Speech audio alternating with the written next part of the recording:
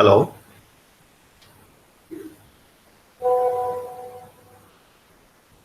Hello, am I audible?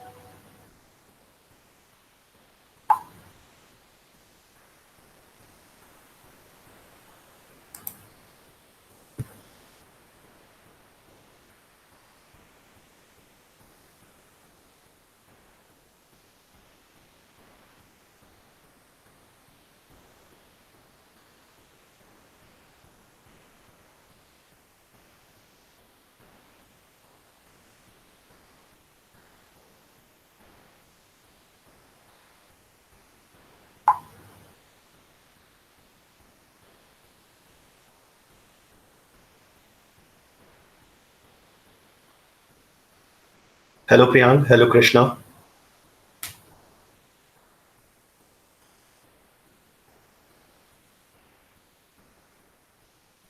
We'll wait for a few minutes to join some other people.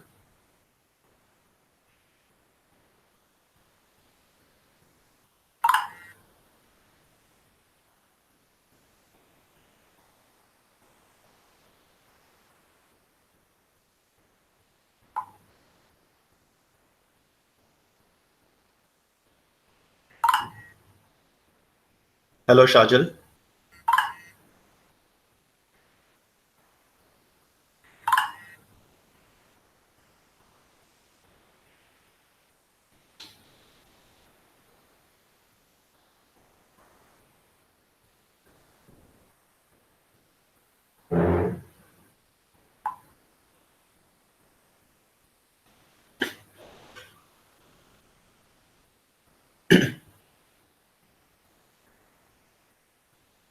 Hi, Chandra.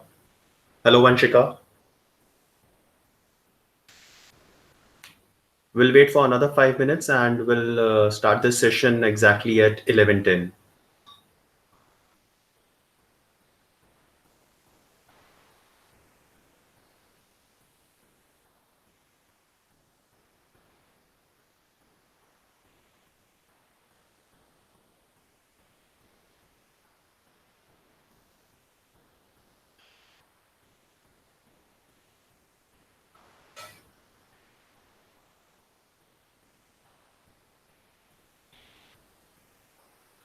Hello, Ananya.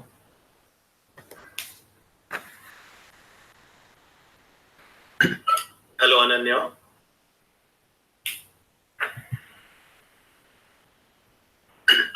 Hello, Ananya.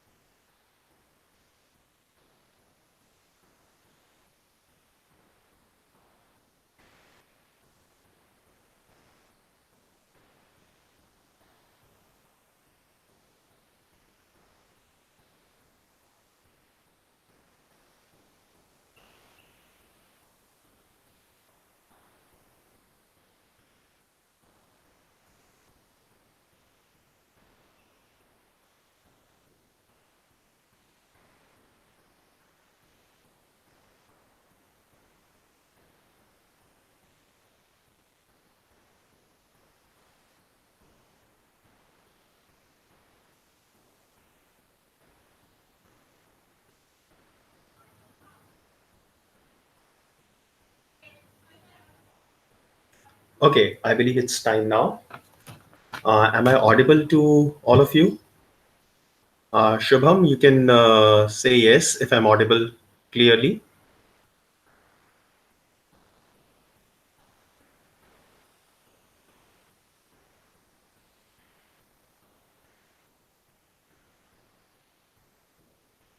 Great. Thank you, Priyank. Thank you, Rahul. Okay, so let us start this session. Fine. Now, this session is all about the orientation of LRDI. Okay, so basically, obviously, you people will know the team Prepzone. So we'll be helping you. We'll be helping all of you in preparing for different B school examinations. So if some of you have attended the previous orientation classes, they were about verbal and quant. So this class will be about the orientation of LRDI. Okay. Now, before starting the orientation, I would like to tell you that in case you have any queries, so you can post and I can see your comments in my chat box. So I'll be trying to answer all your queries one by one. Okay. Now, if I talk about the LRDI section in different examinations, so one thing we can say that this particular section has been. Oh, sorry. So this particular section in some of the examinations is a gray area. But if I talk about examinations like NMAT, SNAP, and probably IFT, so I can say that the pattern of this examination or this section is pretty much the same in last few years. And if I talk about CAT and ZAT, you can expect any type of questions in this particular section. Okay, so that is why I told you that this particular thing has been left gray in examinations like CAT and ZAT. So there is no defined pattern of the questions. There is no defined areas from which they'll be picking up the questions. Okay. Now I'll be discussing some of these areas which will be covered in different examinations first of all, and I'll then switch to discussing different examinations, their LRDI sections, type of questions, type of topics that will be covered, so that we'll all have a clarity in future about what all examinations we are taking and what all areas we need to prepare for these particular examinations. Obviously we'll be guiding you in future properly as these exams will approach us. Okay, but right now in I can say first 1 month of our preparation, we'll be keeping this preparation in general. So we'll not be targeting any particular examination for the first 1.5 month, and then we'll start thinking about these particular examinations.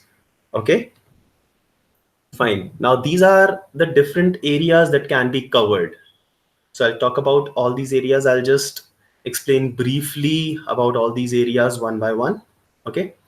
Now, topics like direction senses, blood relations, and data structures, decision making, number and letter series, coding and decoding.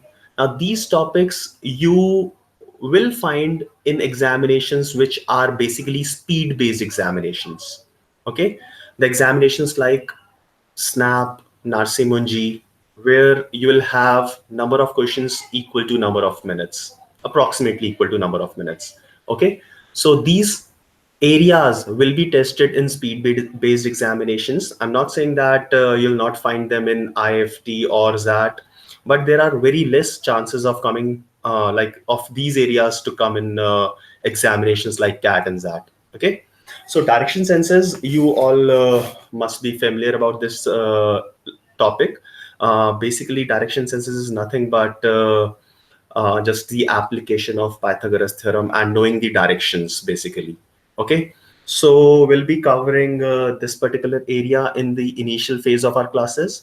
Similarly, blood relations, you have heard of these questions. You must have seen these questions in different examinations at the time of probably your graduation. Okay, so blood relations will tell you about the relationship between few persons. Now, questions on blood relations can come in a set as well. Okay, so you may see standalone questions on blood relations, or you may see a particular, like a set of 3 or 4 questions on blood relations. Fine.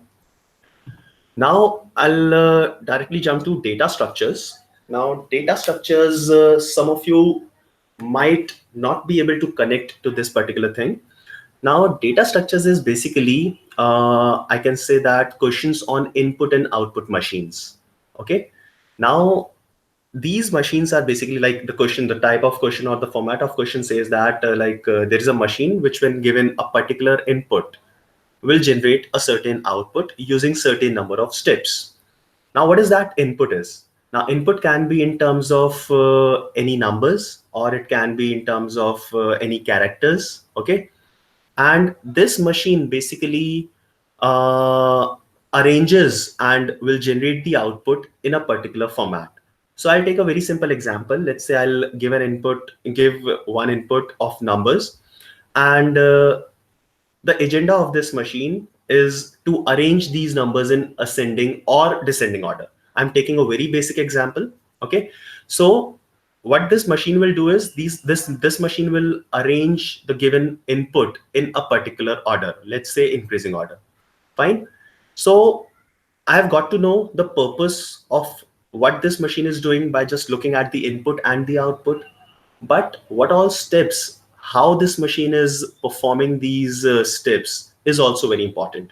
So it may use a logic of swapping, or it may use a logic of shifting. So if some of you are some of you have learned any programming language till now, so you can relate this particular thing by sorting. So there are different type of sorting, like bubble sort, selection sort, binary sort. So obviously this particular thing has nothing to do with programming languages, but I've just taken an example in regard to that.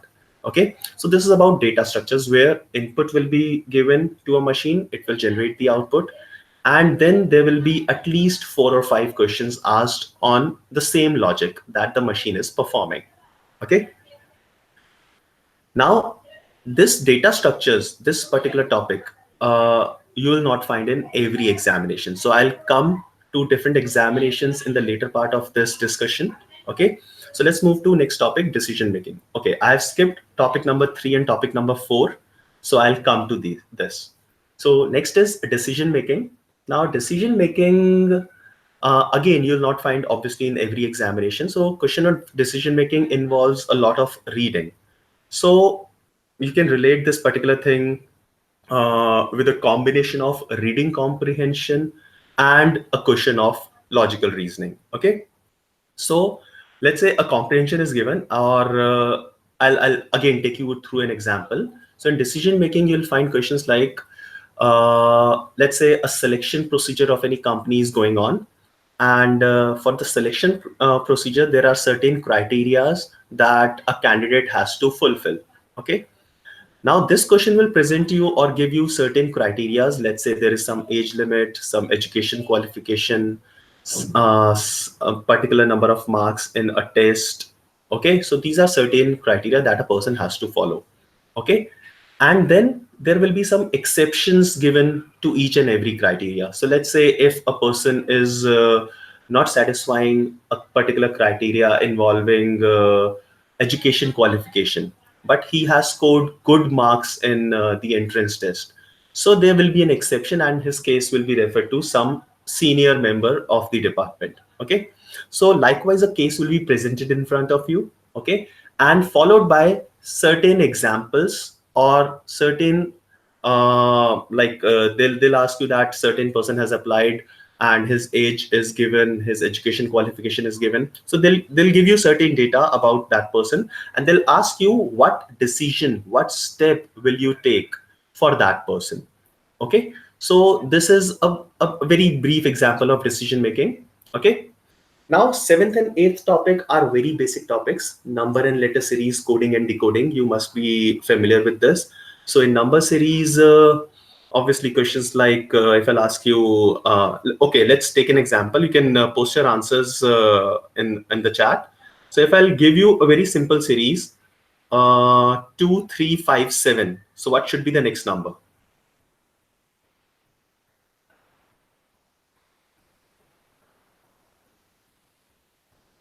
So it says 2, 3, 5, 7. So what will be the next number? So I've got two different answers, 9 and 11. So 9 is the most common incorrect answer. Okay. So 11, yes, 11 answer is 11. So basically I'm talking about a series which is a series of prime numbers. Fine. So likewise, there will be different examples. Yes, yes, wonderful. All of you are most of you have given correct answer. Okay. So basically, this is number series. Similarly, there'll be letter series. There'll be questions on coding and decoding. So they'll give you an example in case of coding, and if that if I have to apply the same logic with the question given, so you have to find either its code or the original word. Okay. So these are things on number and letter series and coding decoding. Fine. Now, next very important topic I'll pick is clocks, calendars, and cubes. Obviously, these are three different topics. So normally we teach clocks and calendars together and cubes separately. So clocks will involve questions like finding angle between the hour hand and minute hand in a clock. Okay. Or questions involving fast clocks and slow clocks, some defective clocks. Okay. Calendars will involve questions like if any certain on a certain date some day is given. Let's say if I'll talk about today. So today is 26th of May and it's a Sunday. Fine. In 2019. So if I'll ask you that what will be the day on 26th of July in the same year. Fine. So this is a very simple example. If I'll talk about what will be the day on 26th of May 2119. So can you answer this quickly? 26th of May 2119. That means exactly 100 years from now.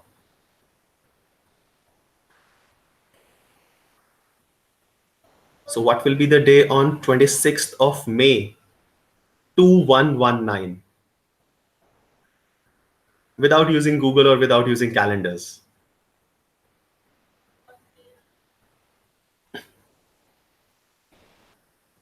Okay, so the logic is basically when we add one complete century, one complete like 100 years. Okay, so in the current date, we'll either add 5 or 6. So today is Sunday.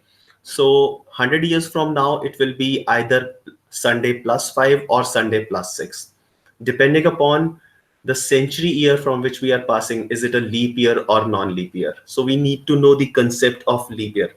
Sarthak, Sunday is not the correct answer. Today is Sunday, so from 100 years from now, it will be either plus 5 or plus 6. Okay, so we'll explain. We'll take these different logics. So before that, we need to know the concept of leap year, the concept of century years.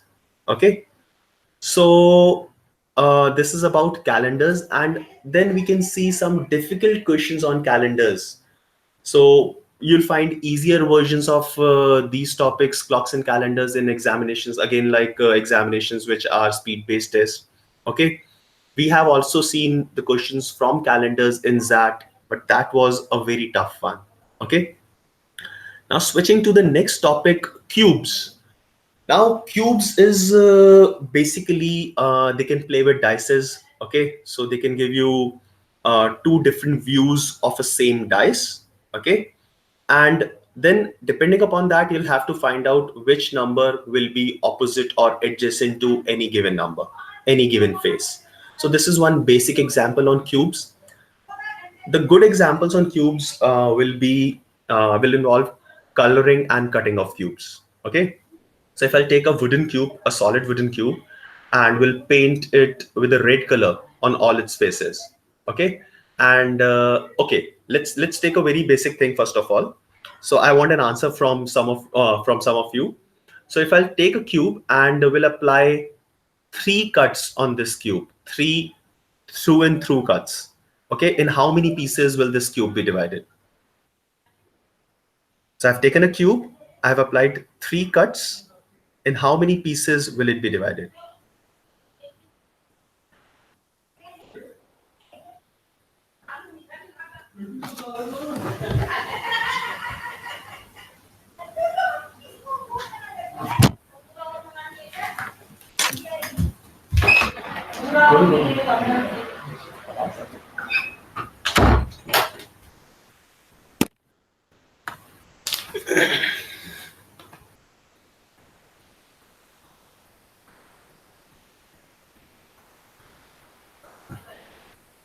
Okay, I'm still waiting for answer. Okay, so 4 or 6 or 6. Okay, I'll say I've got two answers, 4 and 6, and I'll say both of them are correct. Okay, now it depends on the orientation of cuts. So for the person who has given me 4 as the answer, okay. So if I'll add one condition to this, if I'll say that in a given cube, if whenever I'm applying cuts, so I'm allowed to apply cuts only parallel to any of the face. I'm not allowed to apply diagonal cuts. Okay. Now with this logic, Tej, your answer is 4. So with this logic, if I'll apply 3 parallel cuts, okay, on the same plane, 3 parallel cuts on the same plane, I will get 4 pieces. Okay. Now Sagar, Sarthak, Ananya, and Rahul, you have given answer as 6. All of you are also correct. Now if I'll apply 2 parallel cuts and the third cut perpendicular to these two, okay, in that case I'll get 3. I'll get 6 pieces. Okay. Now there can be one more answer. Now you have given me two answers, 4 and 6. I have proved that both of them are correct. So if I'll ask you what will be the maximum number of pieces that can be obtained? Yes, Shubham, you are right. So what is the maximum number of pieces that can be obtained using 3 cuts? Okay, so the answer is 8. The maximum number of pieces I can obtain is 8 if I'll apply 3 perpendicular cuts. So if I have x-axis, if I define x-axis, y-axis, and z-axis, 3 perpendicular axes, and I'll apply 1 cut each in these axes, so I'll get 8 pieces. Fine. So in the class of cubes, I'll be or will be explaining all these all these things with the help of diagrams, proper diagrams, so that all of you will be able to understand and visualize each and everything. Okay. So this was a very basic example of cubes. Now, if let's say I'll take another cube, another solid cube, and we'll paint it with a red color, okay, and then apply instead of 3, I'll apply let's say 9 cuts, okay. Now there will be a lot of pieces, okay. Now after applying 9 cuts, okay, if I'll ask you to count the number of pieces which will have 0 face painted, 1 face painted, 2 face painted, 3 face painted, and so on. Okay, so this is the type of questions that you will see in our examinations. Now I've used one red color only. What they may do is they may use 2 different colors, they may use 3 different colors, or they may use 6 different colors. So every face will be painted with a different color. Just to increase the difficulty level of the question, they may increase the number of colors. So it will be obviously difficult to visualize all these colors on the same cube. Fine. So these are questions or these are types involving cubes. Now I'll go back to topic number 3 and topic number 4, that is arrangements, puzzles. I'll include one more word to this: arrangements, groupings, and puzzles. Now first thing, arrangements. Now arrangements will involve linear arrangement or circular arrangements of people or objects. Fine. So let's say if I'll take a group of 8 people and I want to place them around a circular table.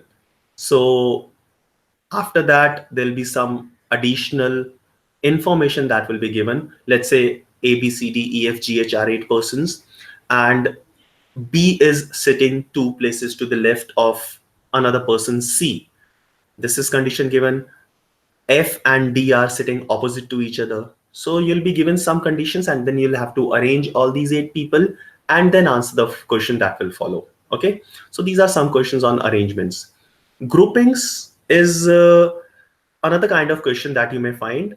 In groupings, let's say conditions are given that there are 4 persons A, B, C, D. They live in 4 different cities: Delhi, Mumbai, Kolkata, and Chennai. They drive 4 different cars. The name of cars are also given. And they work in 4 different companies. These companies are also given. Okay. But not necessarily in the given order. Okay. So this is the first part of the question, then followed by some more information about these people. So let's say they say that A who drives a Hyundai Verna does not work in Accenture. Okay. B who lives in Mumbai works for Infosys. So this type of conditions will be given to you, and then you'll have to make a group of these people and then obviously answer the question that will follow. Fine. Now the fourth one is puzzles. Now puzzles can be, now this is a very general name given to any kind of question. So there can be some number puzzles. So if you have seen questions like, let's say I'll make a grid of numbers and 3 by 3 grid of numbers, and will give you 8 numbers in 8 boxes, and I'll ask you to find the question in the empty box. The question mark, there's a question mark in the empty box. So I'll ask you to find the number in that empty box against that question mark. So now these 8 numbers will be related to each other in one or the other way, and then you'll have to apply that logic and find the number against that question mark.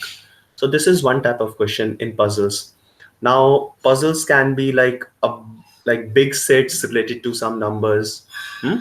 So puzzles is a very general word. So this type of question you can expect in any of the examinations. Fine. Now this was about these first 9 topics, and generally these things will be covered in logical reasoning section of any examination. Fine. Now I'll come to topic 10th. That is obviously you can see that it's data interpretation. So data interpretation, first of all, some mathematical data will be given to you. Okay. Now the challenge is to interpret that data, to understand that data, to pick up numbers from that data. Now in case tables are given to you, it is very easy to pick up the data. Bar graphs, line graphs, pie charts, again, easy to pick up the data. But there are some questions, there are some cases in which you'll see questions on data interpretation in which data is given to you in the form of caselets. Now, caselets is again reading comprehension of data interpretation. Okay, so you'll have to read the entire set, the entire paragraph, and fetch some data that is given in that. Now, it's up to you. You can make a table using that particular data given in the caselets, or you may write the data in a scattered way. Now, it is always advisable, obviously, to make a proper table so that you'll be able to pick any value for the further questions. Okay. Now, speed-based examinations, again, I'm using this word, will give you very easy questions based on these data interpretation, bar graphs, line charts, or pie charts. But there are examinations like CAT which will not do that. So I'll explain it in a proper way later. Fine. So this is about data interpretation. Now, 11th is logic-based DI, which I was talking about. This type of questions you'll see mostly in exams like CAT, Xavier's, where data is given to you in the form of DI, but questions are logical. Questions are based on some concepts of maxima, minima, some concepts of Venn diagrams, set theory. Okay. So this is called logic-based DI. So you will see the data is given to you in the form of tables, bar graphs. You will think that this is a simple DI set, but the questions will be logic-based. Fine. Now next, number 12, data sufficiency. Now this is totally a different way of asking you questions of quant or reasoning. So this is like data sufficiency. Mostly they will cover questions of quant. So the pattern of data sufficiency is they'll ask you a question. So let me ask you a very simple question. Let's say the question statement is, what is the value of X? Fine. Listen carefully. So question is, what is the value of X? Now, after this question, they will give you 2 statements or 3 statements. So I'll give you 2 statements as of now.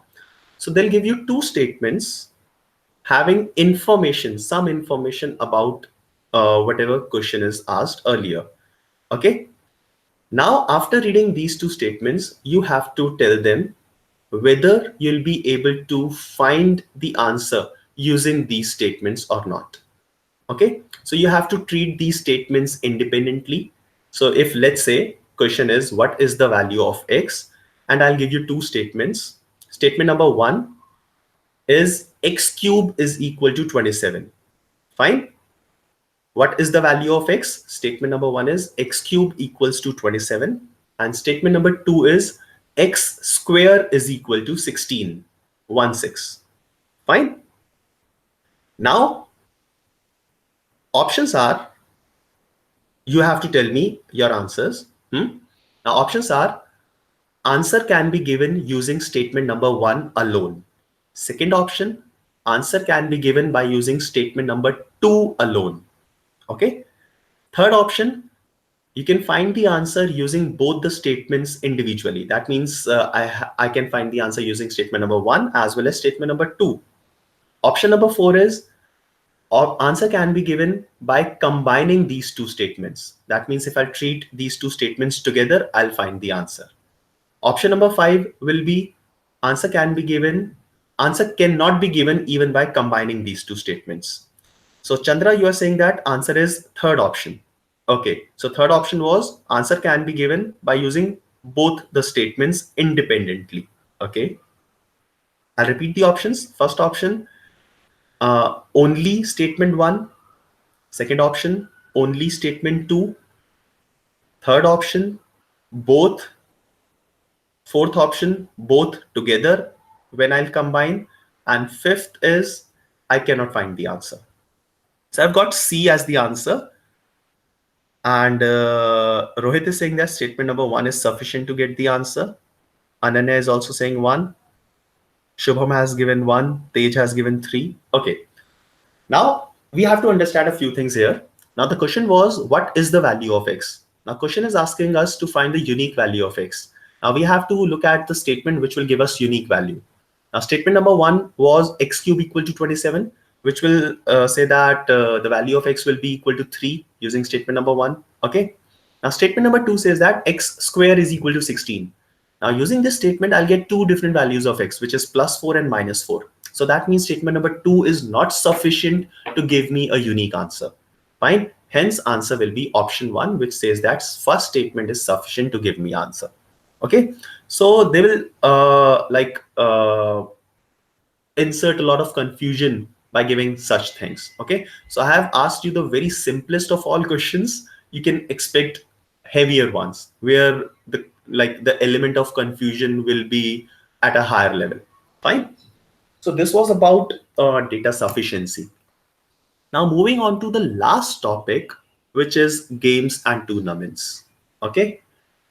Now games and tournaments, first of all, the first part, games. Now they will actually give us a scenario where we are playing a game.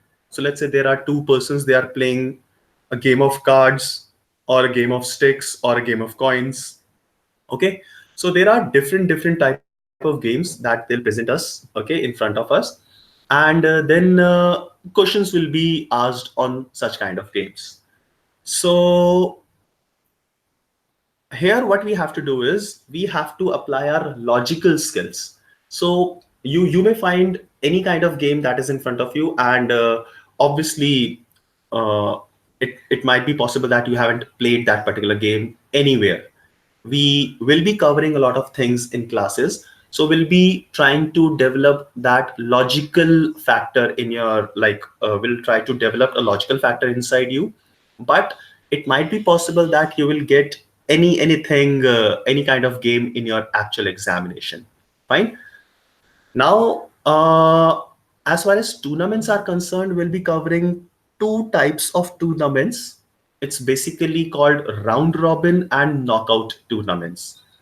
Now round robin, as the name suggests, that let's say if there are 8 teams in a tournament and there is a round robin between them, that means every team will play exactly one match with every other team. So if this is the case, there are 8 teams and there is a round robin. So can you tell me the total number of matches in this particular round? There are 8 teams. Every team will play exactly one match with every other team.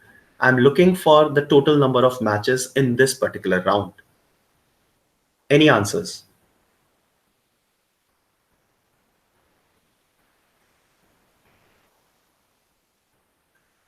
Okay, I got one answer from Rohit, 56. And Chandra, exactly half of that, 28.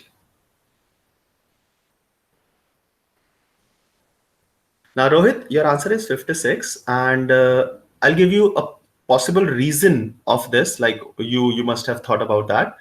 So you think that every team will play 7 matches. Obviously, every team will play 7 matches. So if I'll take 7 matches for every team and there are 8 teams, so 7 into 8, the answer is 56. But answer is not 56.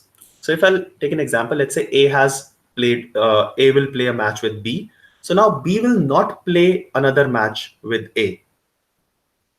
Right, Rohit, I got your logic. Fine.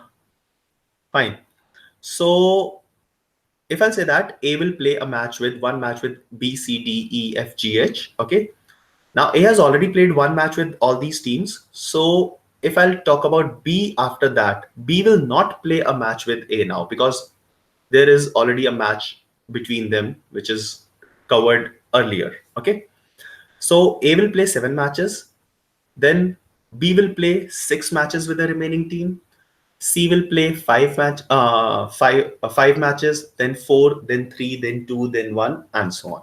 So answer should be 7 plus 6 plus 5 up till 1. Yes, so we have to exclude the repetitions, right, Chandra? So this is one way of finding the answer, 7 plus 6 plus 5 plus 4 up till 1. Or a simple way, if you know permutation and combination. So you may find the answer using a simple logic 8C2. So for a single match, we'll have to select 2 teams. So it will be basically the number of ways of selecting 2 teams out of 8 teams. So 8C2 is 28, and that is our answer. Fine. Okay. So this is basically about round robin. Now there are other rounds as well, like other way of tournaments, which is called knockout. Now knockout is basically one team will play only one match in one particular round. If that team will win that particular match, it will proceed to the next round. Otherwise, it will be knocked out of the tournament. So this is called knockout round. Fine. So there will be certain examples based on that. So if you people know that, if I talk about IPL, Indian Premier League, so the first round in IPL is a round robin. But if I talk about any tennis tournament like Wimbledon, so Wimbledon is basically a knockout. Fine. So IPL is a good example of round robin, and tennis tournaments like Wimbledon is a good example of knockouts. Okay. So obviously there is no need to have a prior knowledge about all these things. Okay. So we'll be teaching you all these things. Fine. So this is about all these topics, the 13 topics that you can see here. Now going to examinations, particular examinations, the pattern of this particular section. So CAT has basically LR and DI section combined. So they will give you 32 questions. Normally we believe that there will be 4 sets of DI having 4 questions each, and 4 sets of LR having again 4 questions each. So this is one news in the market that in LRDI section, there are total of 32 questions, which is correct, and which are divided like 16 questions of DI and 16 questions of LR. Believe me, I've been taking CAT since 2006. I'm in this line since last 12 years. Okay. Now, in previous years CAT, if I take CAT examinations since last 6 years, you cannot identify which question is of DI and which question is of LR. Okay, so that is why this section is combined and it is called logical data interpretation. So I'll not call it logical reasoning and data interpretation. I'll call it logical data interpretation because all the sets of DI will involve heavy logics. Fine. So you will not find questions which will involve calculations, percentages, some ratios, some addition, multiplications, divisions, like this. So you'll not find such questions. You'll find logical questions in case of DI sets. Fine. So that I have mentioned here, DI is not typical DI. It is a logical DI. Fine. So you may find questions on arrangements, groupings, puzzles. You may find questions on maxima minima of Venn diagrams. You may find questions on games and tournaments in this particular section of CAT. Okay. Now moving on to the next examination, which is IFT. Okay. Now in IFT, uh, the pattern of IFT, you can say that it keeps on changing year to year. Fine. Now, in some years, you will find a separate DI section. Okay. So IFT's pattern will be like they'll give you 6 different sections. So 6 different sections will be, one is quant, one is data interpretation, one is reasoning, one is verbal ability, one is RC, that is reading comprehension, and the sixth one is GK. So when they will give you 6 separate sections, then it is important to clear sectional cutoffs of every section. Okay. Now, in some cases, what they'll do is they'll club 2 sections. So like they'll club 2 sections of English, that is verbal and reading comprehension. So they'll name it section number 1A and 1B. Now, in this case, you don't have to clear subsectional cutoffs. So there is a single section of English, which is verbal plus RC. So they will look at the combined cutoff of this particular section. Similarly, they may combine DI as well as reasoning. So in some examinations, they have combined DI and reasoning, and in other examinations, they have combined DI with even quant. Okay. Now, if I talk about these 2 sections, basically DI and reasoning sections. Okay, so DI section, uh, like unlike CAT, this will be calculative. There are huge sets of numbers.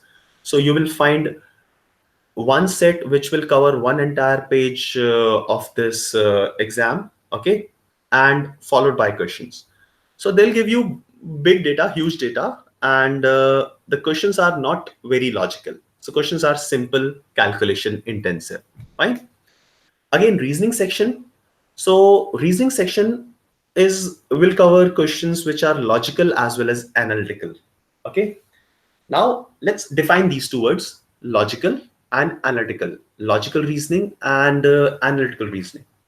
Now, logical reasoning will involve all the questions which I believe are more of quant based logical reasoning, okay, not verbal based logical reasoning. Okay, so logical reasoning is basically all the areas that you have seen earlier, like this. So the first 9 areas can be covered in logical reasoning. Fine. Now, next is analytical reasoning. In analytical reasoning, you will find verbal-based reasonings, questions on syllogisms, questions on statements, assumptions, arguments.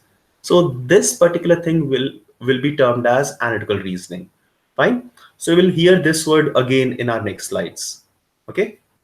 So this is reasoning section of IFT. So here, reasoning is obviously quant-based reasoning as well as verbal-based reasoning. Going on to next examination, ZAT. Okay. Now, I would like to take some examples of questions when I'm discussing ZAT. Okay. So questions are logical reasoning questions in DM section. So you must have heard decision making section. So ZAT will give you 4 sections in the exam. One is quant, one is verbal, and one is decision making. And the fourth is obviously GK section.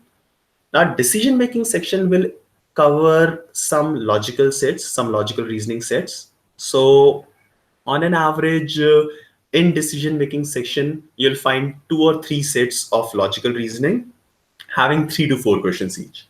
So in all, in this section, we'll get 10 to 12 questions of logical reasoning. Now, DI, they don't have separate section of DI. They will cover questions of DI in quant section. So on an average, 2 sets having 3 to 4 questions each will be there in ZAT. Okay. Next exam, Narsimanji and MAT. Now the 13 topics that we discussed in the previous slides, 13 topics of reasoning, you will find questions from each and every area in this examination. Okay. Now, NMAT will give you 3 sections: quant, logical reasoning, and language. So quant will have 48 questions that you'll have to do in 60 minutes. Now, out of these 48 questions of quant, there will be 5 sets of DI having 4 questions each. Now, here DI is very basic DI. Okay, so they'll give you data in the form of tables, bar graphs, line charts, pie charts, and will ask you questions which will involve calculations. No logic at all. Fine.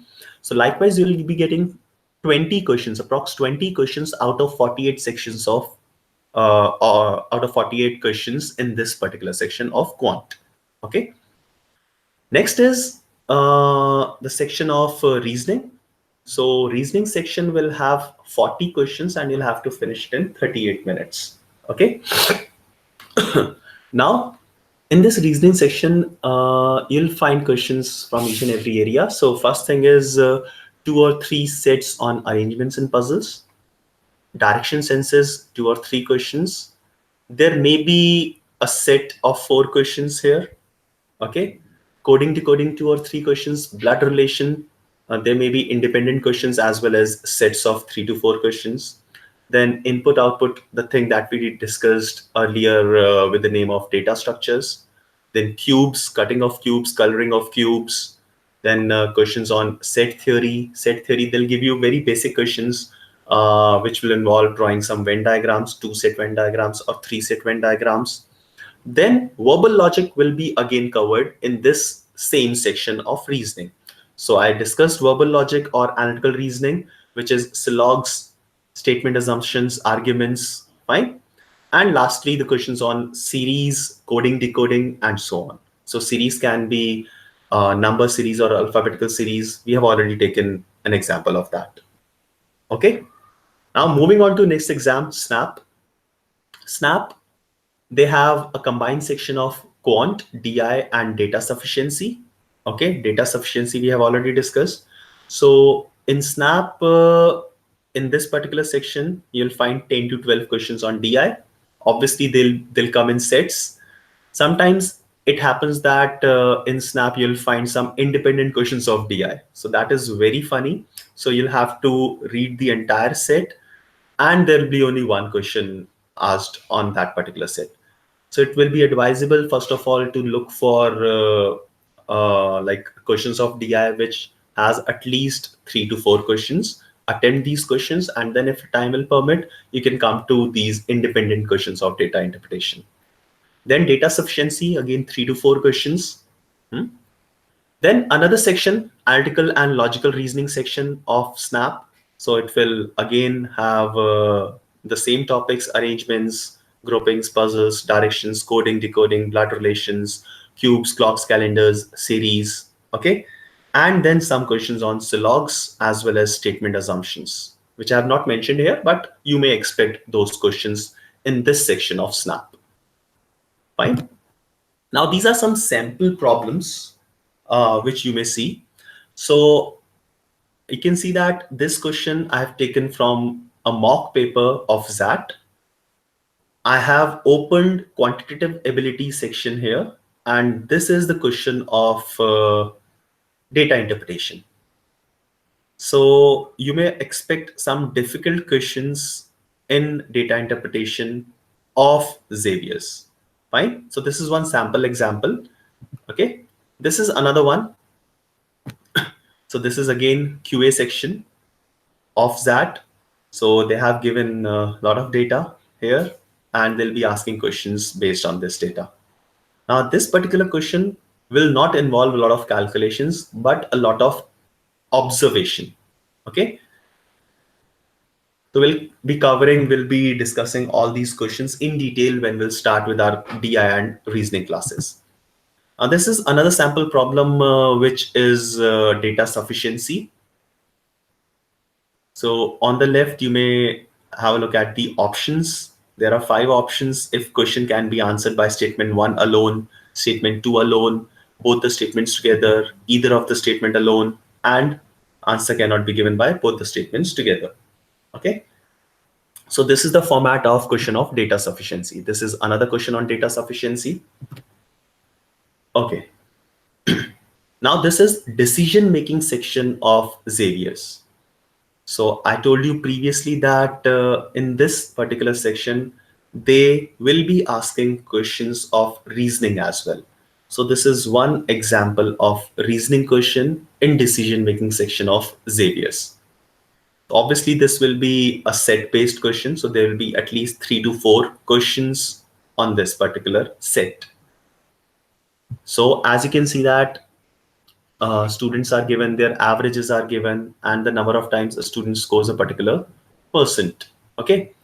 Now, this is not a calculation based question. This is a logic based question. This is another example in the same section, decision making. This is an example of reasoning question. So again, this is a set based question. So there will be at least 3 to 4 questions from here.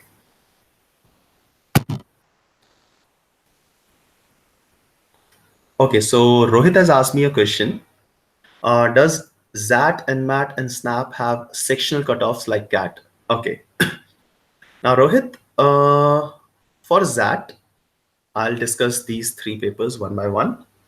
In case of ZAT, now ZAT is basically conducted by XLRI, but the score of ZAT is referred by a lot of B schools like Exam Bhubaneswar, Goa Institute of Management.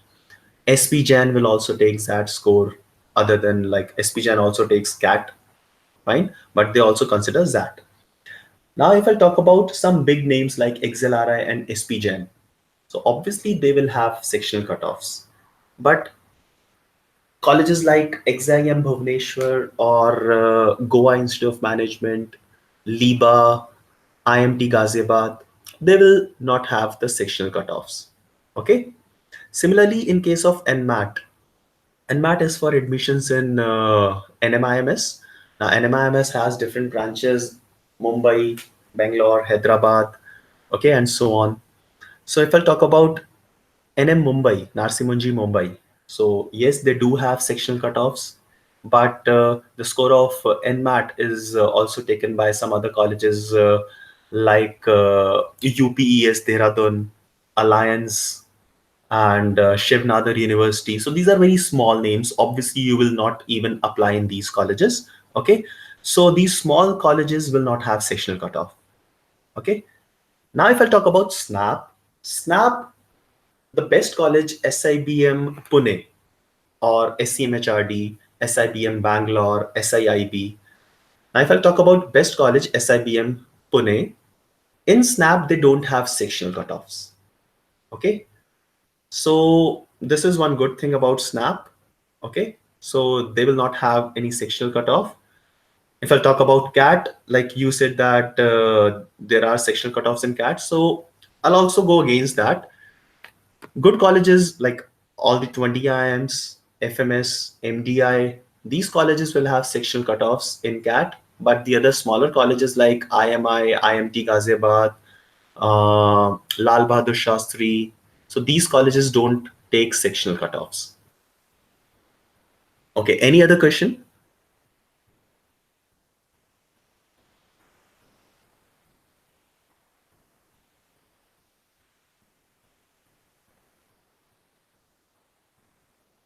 Okay, so I would like to wind up this session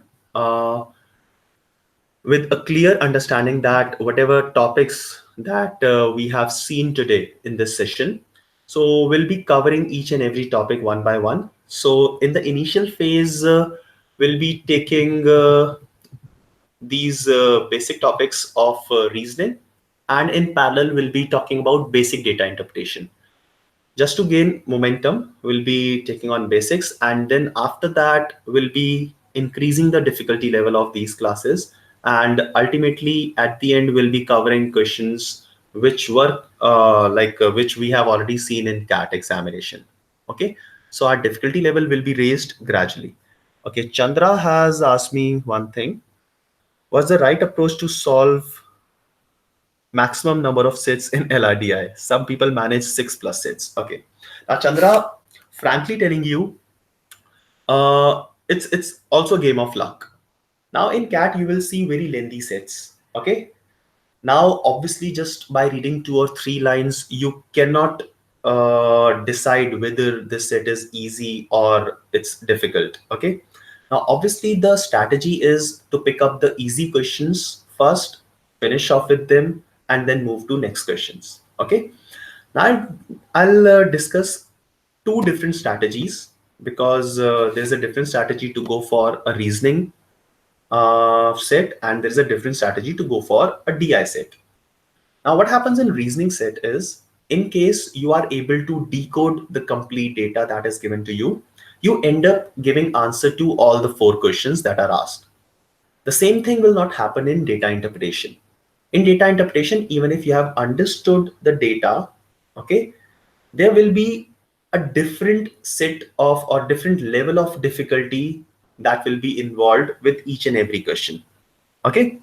So what I'll say is, first of all, identify your strong area. If you are like, whether you are strong in data interpretation or whether you are strong in reasoning. Now pick up the sets of this particular area. So let's say I'm strong in reasoning, I'm weak in calculations, I'm weak in interpretation of the data that is given to me. So I'll first of all pick up reasoning sets. Okay. I'll read the data. Okay. Now the correct strategy will be, the right strategy will be, after reading the data, in case you find yourself nowhere in that set, leave that set there and then.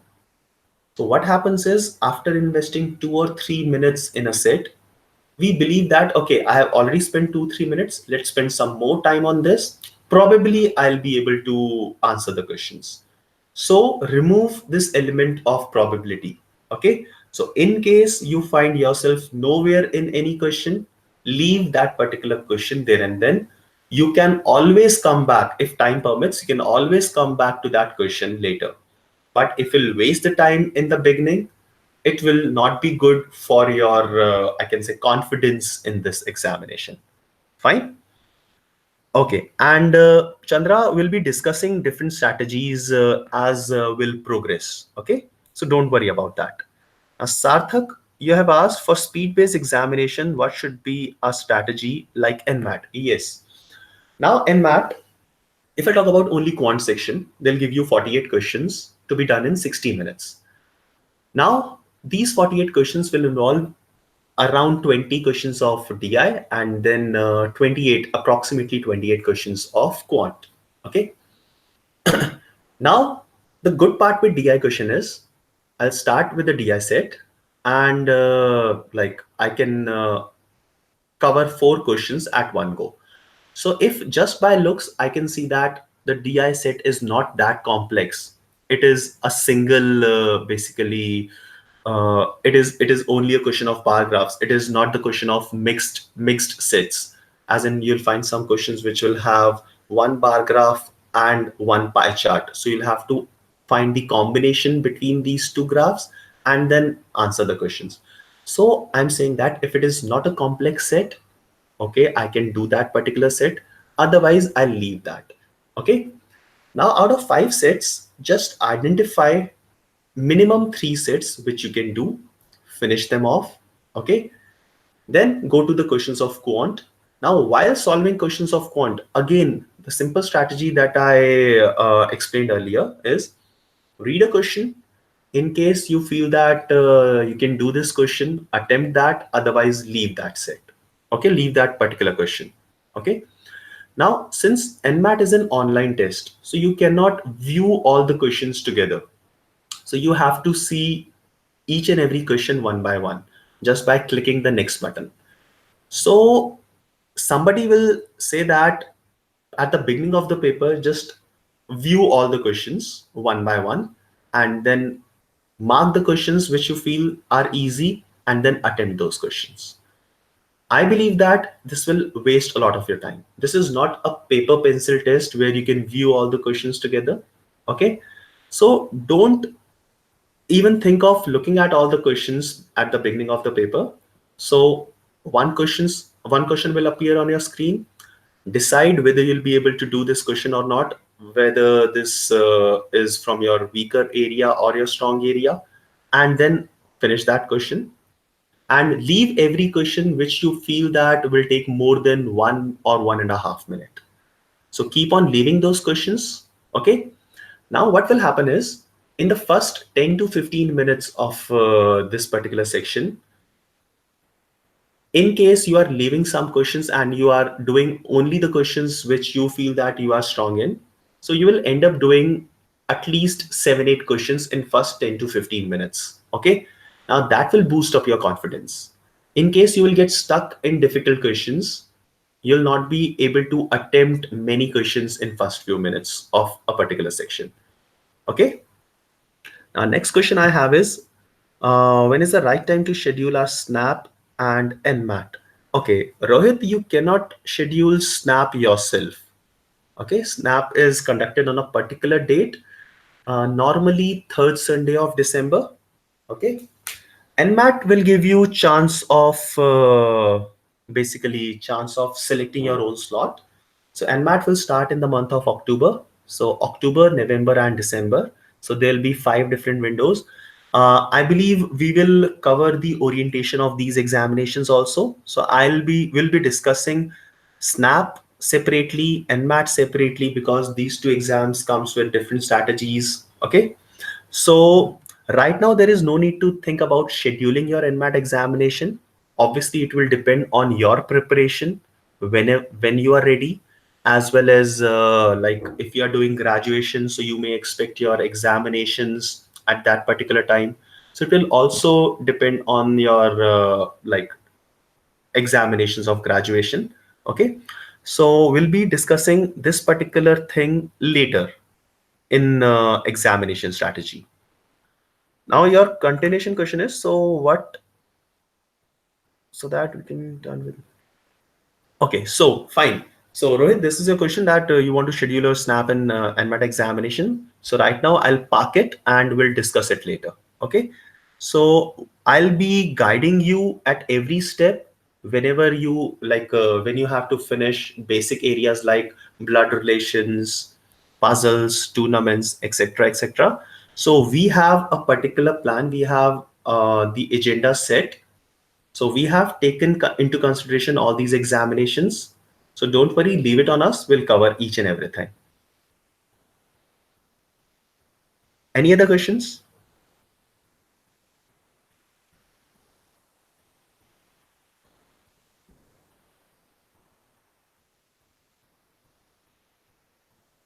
So I hope I have resolved queries of like some of the queries that were asked. Okay.